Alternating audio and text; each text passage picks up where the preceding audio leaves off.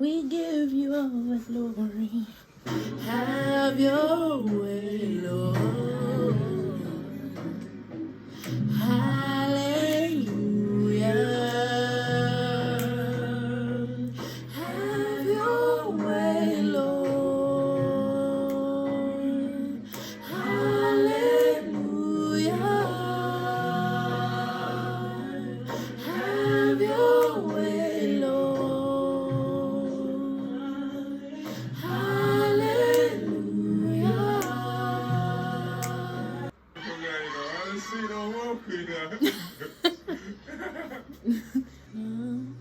This time I'm going for it.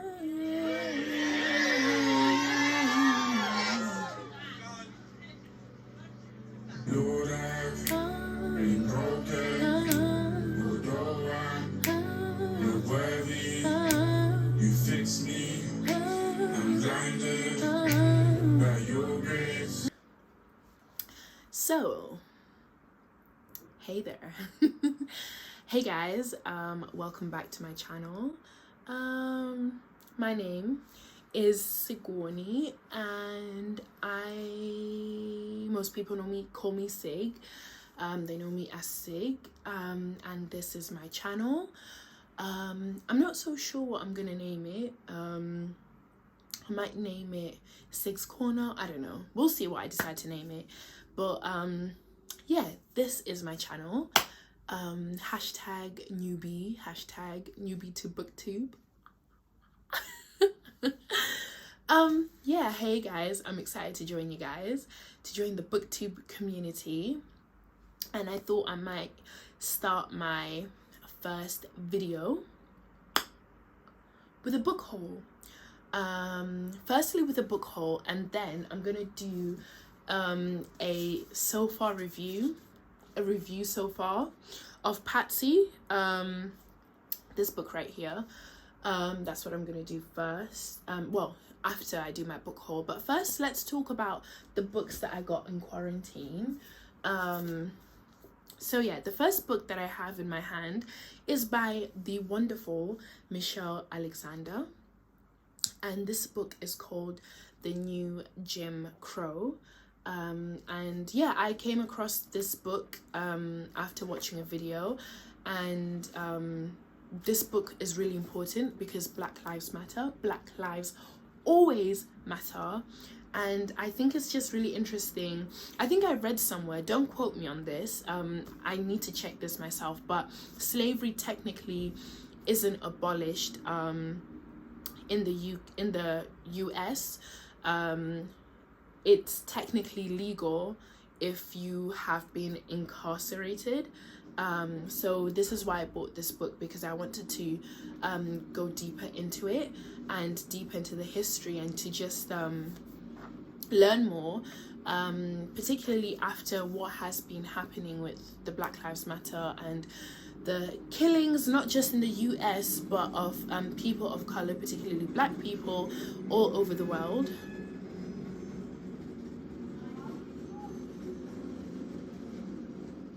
Yeah, all over the world, in the UK, in France, where else?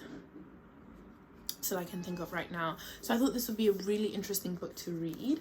The next book is an oldie but a goldie, and it is Natives by the wonderful Akala. I'm so like, my friend, she's so lucky. She actually got to watch Akala she got to watch Akala speak. Basically, she got to hear Akala speak at King's College. He came, and I can't believe I missed it. Oh my goodness. But yeah, I've heard good things about this man and how he just effortlessly dismantles the system and exposes its true intention and how it works. And yeah, I thought this would be a fantastic book to read, based on the recommendations, and you know, I've seen him flying about on the TL, so got this book. The next book that I got is The Color of Madness. The first time I read this book, so I got it during exam season. So exam season in itself was incredibly stressful. I'm just gonna get comfortable. So exam season in itself was incredibly stressful, and essentially what this book is about, it's not what I thought it was going to be. I've wanted this book for years, since it came out, but essentially what it is about is BAME, or people of colour, or I guess ethnic minority people in the UK, exploring their mental health and the state in which it's in, via different mediums such as poetry, art, short stories. And the first story I read was quite a sad story, and as I read it as I was sort of going through my own sort of battles with exams and the like, and yeah, I put it down instantly. Now I am in a better space. I'm gonna try and read the book, but yeah, it's a very real book, with real stories by real people. So trigger warning there. It does talk about S. Yeah, this is a very interesting, very real book. And yeah, you do explore how mental health and what that means to different people from different backgrounds. So there we go. The Colour of Madness, exploring mental health in the UK. Next, we have Invisible Women, and essentially what this book is about, so it's by Caroline Criado Perez. Sorry if I've mispronounced your name. But, oh, and Colours of Madness is edited by Dr. Samara Linton and Rihanna Walcott. So there you go.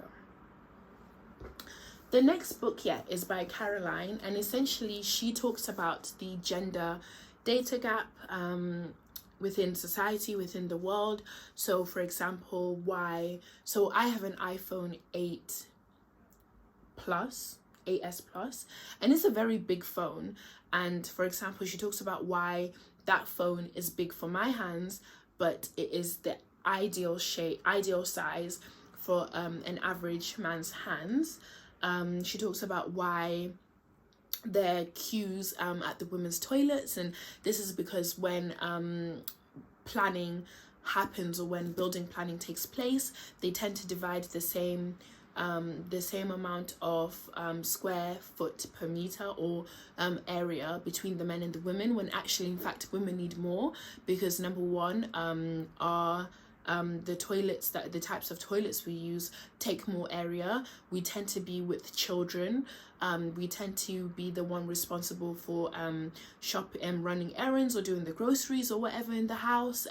So we tend to be occupied with more things such as children and, you know, the shopping and whatnot. So our area needs to be larger. So it talks about things like that. So Invisible Women by Caroline Criado Perez. Exposing data bias in a world designed for men, literally. And the final book, look at how pretty this book is. Just look at how pretty it is. This is The Vanishing Half by Britt Bennett. I've heard many good things about this book, and honestly I cannot wait to read it. And the cover is super cute. So yeah, this is the last book in my haul. These are all the books that I've collected over quarantine, and I cannot wait to dig into them. So yeah, now I'm going to be doing my review so far on Patsy in the next video. Okay, so Patsy, I absolutely love this book so far. Nicole, Dennis-Benn, you've done it. Nicole, you've done a fantastic job with this book. So essentially this book is about a woman named Patsy, and Patsy wants a better life for herself. It starts out in Jamaica, in Pennyfield, and Patsy has a 5-year-old daughter named True, and she lives with her mother, Mama G. And Patsy dreams of a better life for herself. She wants to go to America and yeah, have a better life for herself. So we start out with her going to get her visa, try for the second time, and she gets her visa and she's able to go to America. She also does something with regards to her journey to America. She does something that I think is a very very painful, and I really did feel the pain in the book, and I really did feel how the pain affected the characters that it affected. And yeah, so Patsy, she wants to go to America, she wants a better life for herself, but she also wants to be reunited with her best friend as well. And there's also an addition to that story with regards to her best friend, so definitely watch it.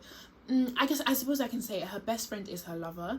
So the theme is about a black woman. It's about immigration, LGBTQ. It also discusses what else is it? It discusses immigration. It discusses abuse as well. So trigger warning. There is marital abuse. There is gender-based abuse.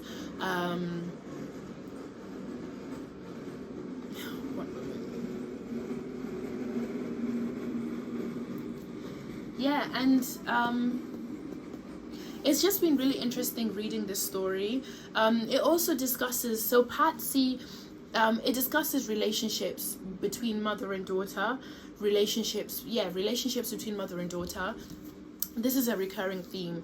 Mothers is a recurring theme, and the whole idea of what's expected of a woman as a mother, particularly an ethnic minority woman, particularly a black woman, what's expected of her.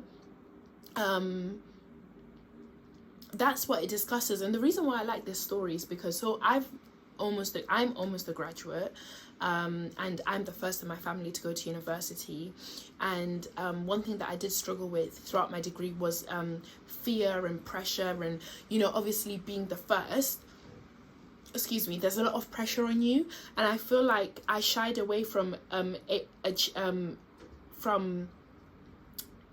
taking advantage of certain opportunities or applying for certain opportunities because of fear of failure, and because I felt like I didn't belong. But reading about Patsy's immigration story to the US made me think about my parents' immigration story, and how when they came here they had to work themselves up.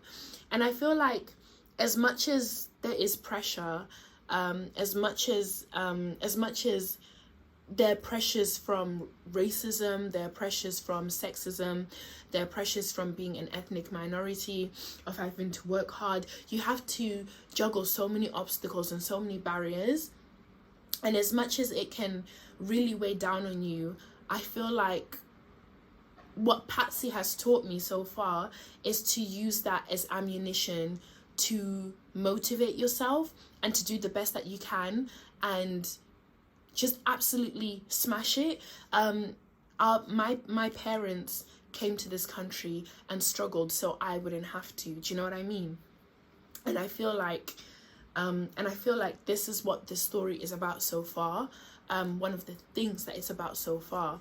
I'm not sure if I'm making any sense, but yeah, it kind of just woke me up, and it kind of motivated me to not allow the fear of failure and not allow all these different pressures and different things to affect me, and to have the best of me, but to push me to do the best that I can, and essentially move one step up the ladder, right? So in the book, one of the things that they discuss, so Patsy wants to study, she wants to be, so obviously what tends to happen with immigrants, particularly those that don't have documents or don't have papers, they have to work low-skilled, menial jobs, right? And obviously no one wants that, including Patsy. And she dreams of studying, and it angers Cicely, one of the characters, her best friend, a little bit, because she says that, well, before you can even think about studying, before you can think about these things, you have to set a foundation for yourself, for you to propel yourself from, and you don't have that foundation, so you can't even think about these things. And I feel like as the child of an immigrant, that is what, and I'm pretty sure many people can relate to this, relate to this story or relate to this statement. This is something that I was discussing with my best friend last night. Like, as the child of an immigrant, your parents set that foundation for you to then propel yourself into the next step. And so my mom struggled. She was underpaid. She had to deal with all these obstacles and all these things for me to go to university, to graduate, and to be great. And I feel like, yeah, that is the next stage. That is what I'm here to do. I'm here to be great, and I'm here to do the best that I can. And the same sort of I find parallels between Cicely and her son, whom her and her husband Marcus sent to a private school, who they get to learn to play the violin, so he can fit in a little bit easier into those circles. There's also obviously classism. It discusses classism. It slightly discusses colorism. So yeah, so far about the book, it's really interesting. I haven't finished. I still have a long way to go, but this is what I've got from the book so far, and I am thoroughly enjoying it. So yeah, this is my take on Patsy, and yeah, I will see you guys in my next video. Thank you for watching, guys. Yeah, go.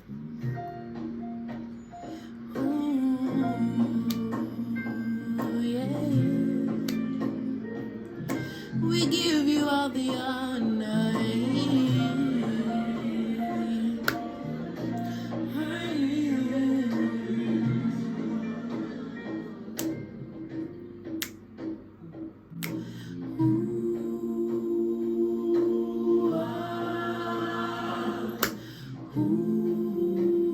We worship you, Lord.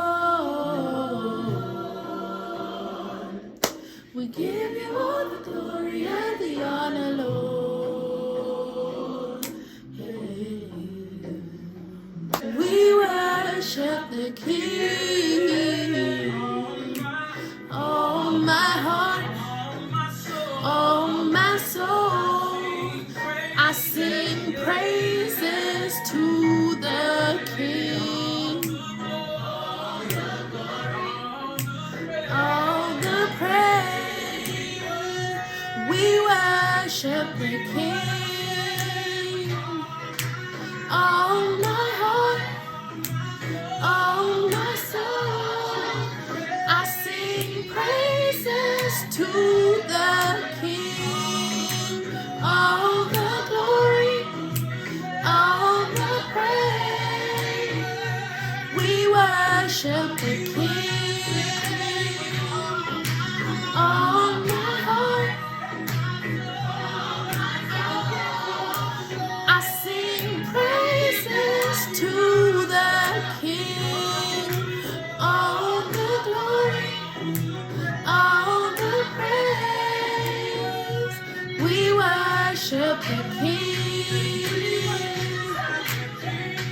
We worship the King. We worship the King. We worship the King. We worship the King.